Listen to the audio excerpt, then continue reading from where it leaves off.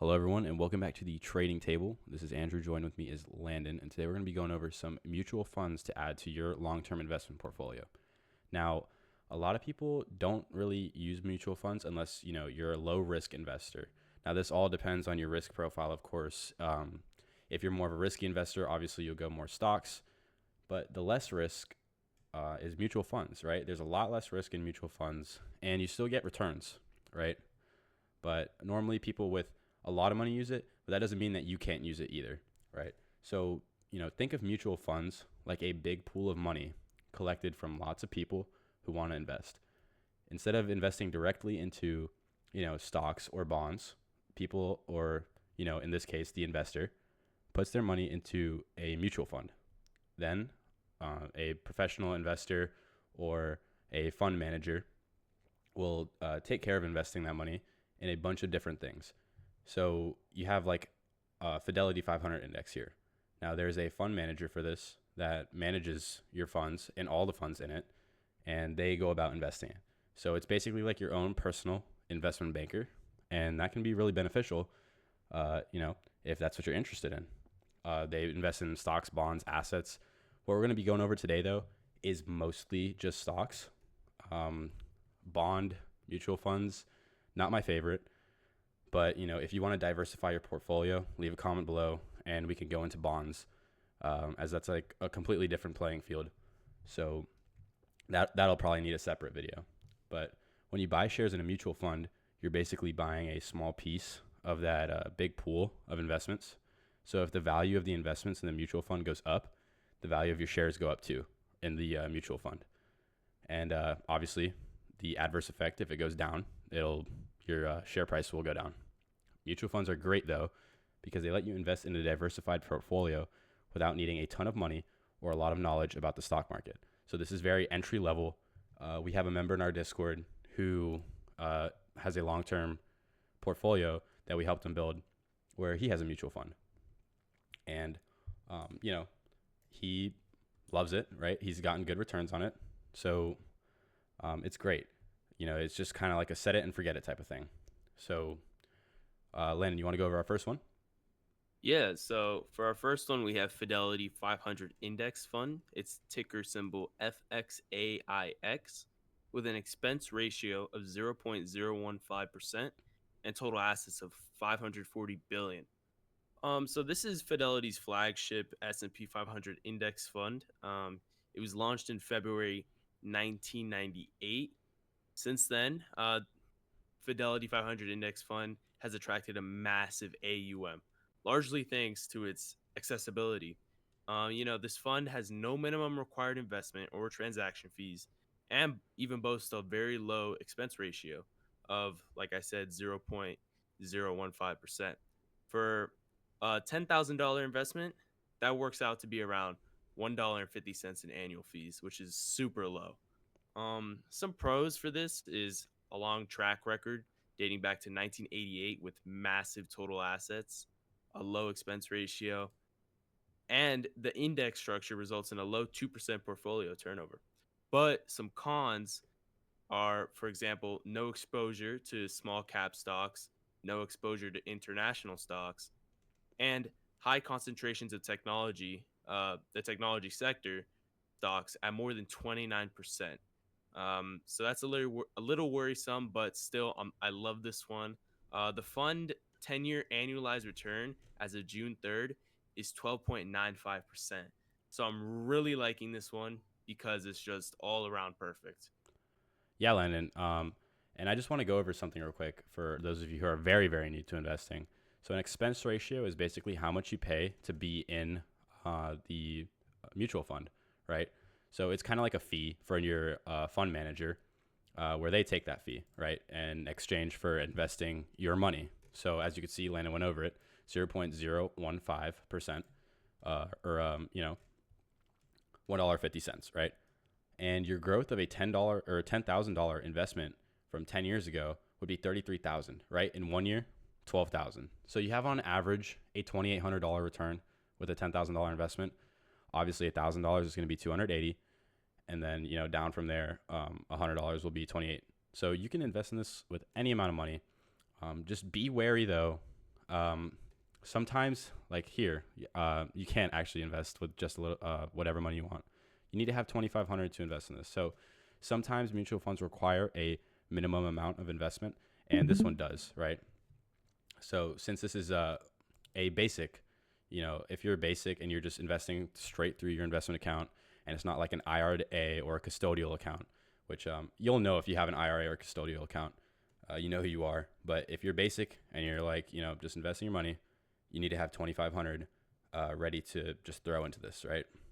Great mutual fund though. And also, I want to add something. You're going to see 500 index a lot in this video. That's the top 500 stocks in the S&P 500. So this is like an S&P 500 blend. So everything in the S&P 500 is in this. They're in it, and it moves kind of with the S&P 500, right? So moving to our next one now, we have FSKAX, or the total market index. So unlike the last one, this is the total market. So they're invested in a lot, like almost everything you can think of. So honestly, this one's a little bit more risky than the last one, but nevertheless, still a good mutual fund. The whole market as a whole has been on a rise since it opened, obviously. And you're basically just betting that it'll keep rising, right? So FSKAX has the same expense ratio as the last one of 0.015%. They've got a total asset worth, which is how much money is in this, of $92 billion. A lot of people commonly criticize the S&P 500 for not accurately depicting the entire U.S. stock market. So the 500 large and mid-cap stocks, large and mid-cap means market cap. So large market cap will be like Apple, Microsoft, Nvidia, etc. Mid-cap will be more like, for example, AMD, Cisco, Amazon, not Amazon, but maybe Tesla. Those can be considered mid-cap. But there are emissions to that. Namely, the S&P 500 excludes many small cap stocks, which obviously the top 500 is going to exclude smaller ones. And to broaden your investment, they made this, the FSKAX, to track the Dow Jones, and the Dow Jones is the total U.S. stock market index. This one has a low turnover rate of 2%, right? So some pros of this, a long track record with this one as well, dating all the way back to 1997. It has a low expense ratio, and it includes small cap stocks, so you get more exposure. Although there are some cons, obviously, this is underperformed compared to FXAIX, which was the last one, which is the S&P 500, right? This one also has no exposure to international stocks, as it's just based off Dow Jones, which is the U.S. market. And this has a high concentration of technology stocks or sector stocks at more than 29%. There's a reason for that. Technology stocks are some of the biggest in the market, so obviously they'll be in here. This has an annualized return year to date from June 3rd at 12.27%. So last June, if you invested in this, you'd be up 12% right now. If we go to the 10-year here, we can see FSKAX is would you be up 31,000. So great returns there. 1 year, 12,773. So it's about $100 less than the last one. So not that big of a difference, but it's definitely notable, especially if you're investing with a lot more money. For this one, you also need an initial of 2,500 if you're a basic investor, right? Just investing yourself. Jumping to Landon now for our next one. Yeah, thank you, Andrew. That one's definitely a tongue twister. But for our next one, investors using Charles Schwab's brokerage platform can find a low-cost S&P 500 mutual fund in the form of ticker symbol SWPPX. The fund has the usual hallmarks of no minimum initial investment, a low 0.02% expense ratio, and a portfolio turnover rate of just 2%. It is one of the most popular mutual funds Charles Schwab offers, with total assets of over 88 billion. Some pros for this is a long track record dating back to 1997 and a high total assets, a low expense ratio, The index structure results in a low 2% portfolio turnover, but some cons are no exposure to small cap stocks, virtually no exposure to international stocks, and a high concentration of technology sector stocks at more than 30%. Um, but overall, the fund's 10-year annualized return as of June 3rd is 12.90%. So that's amazing. This one's personally my favorite just because I'm a big fan of Charles Schwab. But back to you, Andrew. Yeah, the reason that this one's also very, very popular, and it's also the one that we personally set up one of our members in our Discord with, is that the contribution, you only need $1, right? So that's a big, big, kind of sore thumb in these mutual funds in a good way, right? It sticks out like a sore thumb in the best way possible, as you can invest with any amount of money. You got $10, boom, you're good to go. And our member didn't have 2,500 to just throw into a mutual fund, which is absolutely fine. You know, no judgment there. We all start somewhere, right? And this is a great place to start. And if you look at it too, its returns are amazing. So, no lacking in that department there, even though it's only a $1 initial fee. The expense ratio is 0.5 or 0.005% higher than the last two ones. But honestly, you're not going to notice that due to your return of 12.9% annualized, right? So that's basically like nothing, to be honest.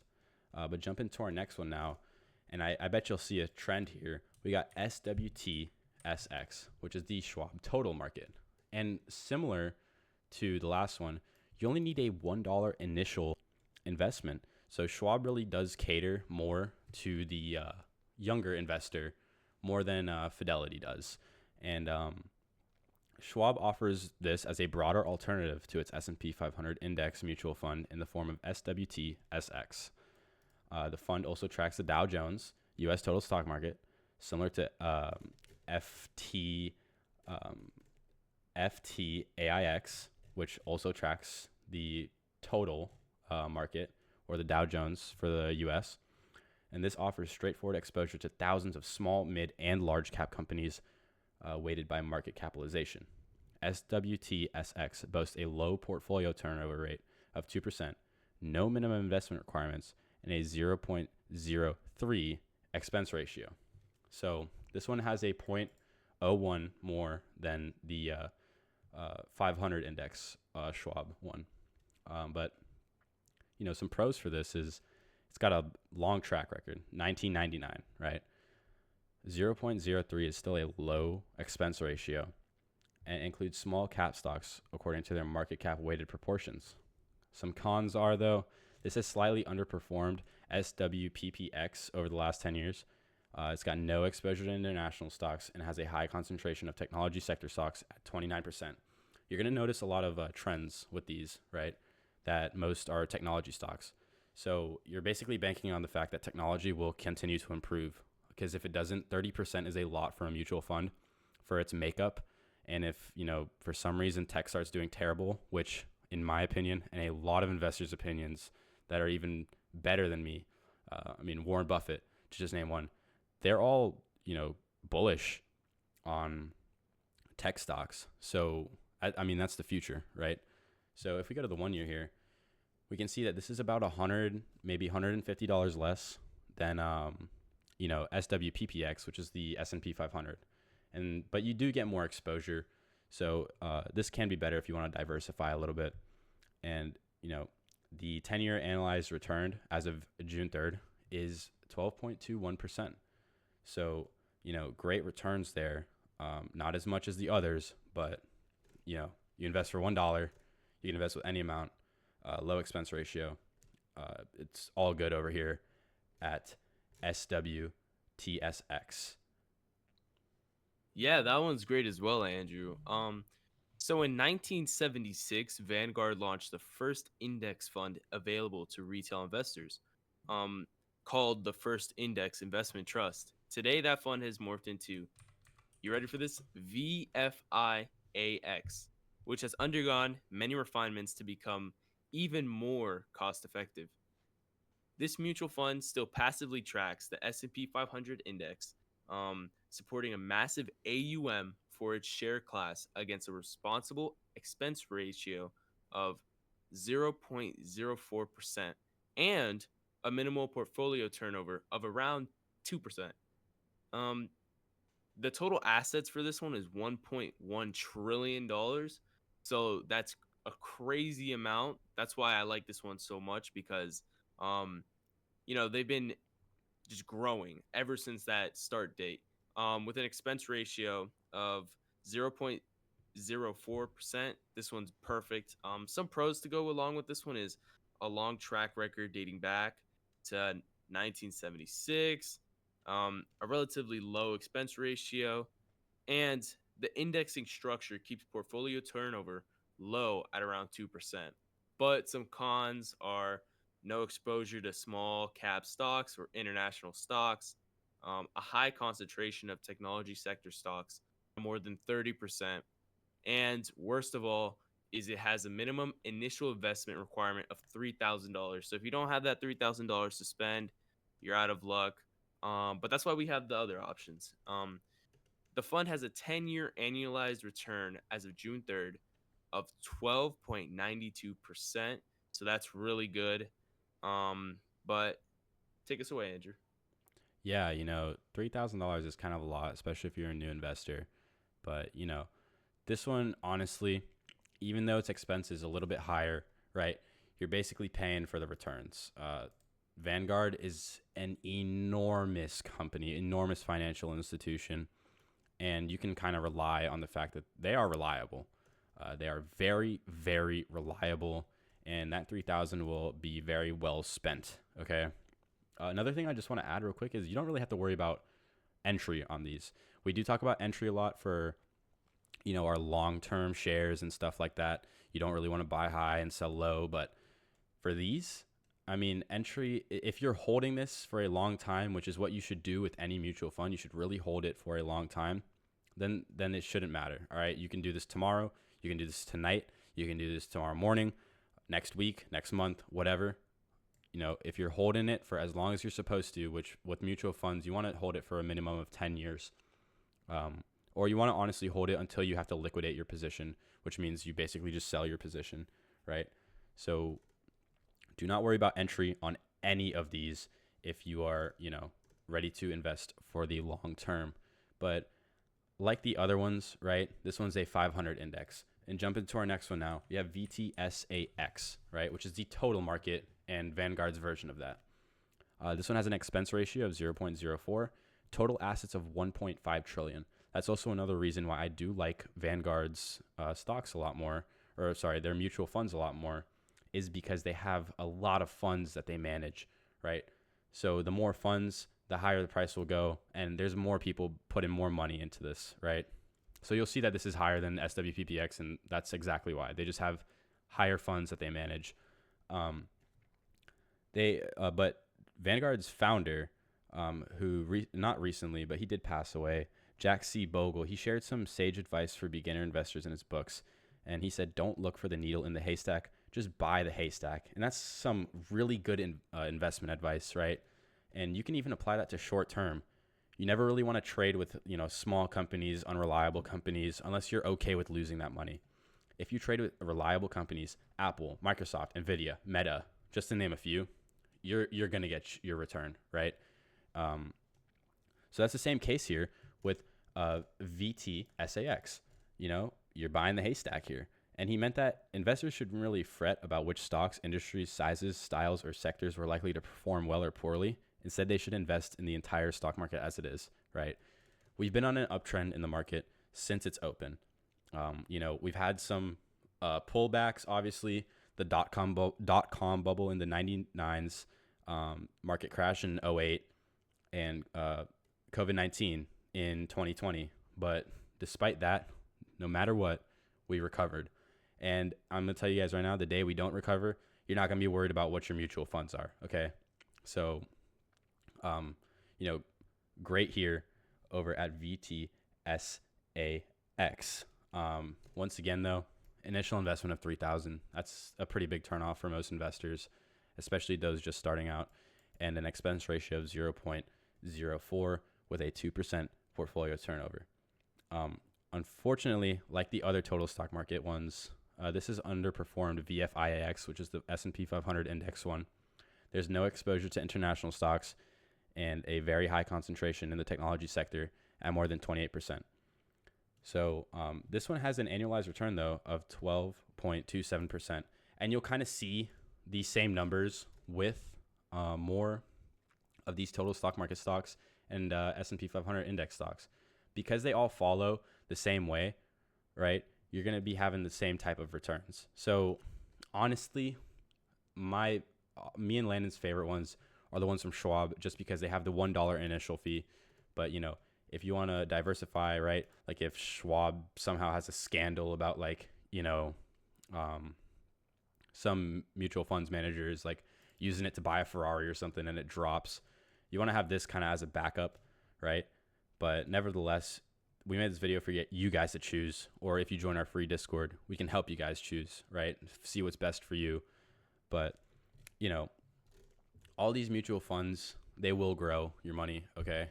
And if the market does crash, which a lot of people are scared of, and a lot of people say like, oh, we're in a recession or whatever, listen, if it goes down, we will be back up, okay?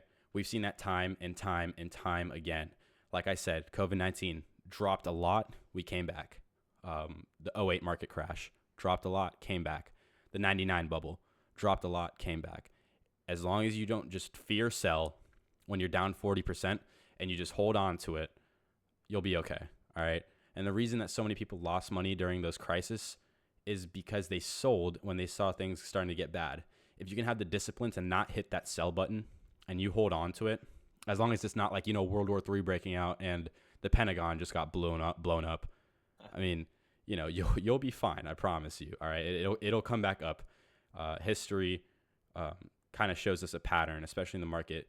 There's a lot of pattern recognition, and that's one of those patterns. If it goes down, it will come back up and we will recover even better. Right.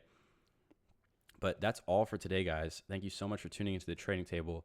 If you guys have any questions about this, please feel free to leave a comment down below or join our free Discord. We're happy to help, especially if you guys are interested in short-term investments or options trading. We do it all at the Trading Table.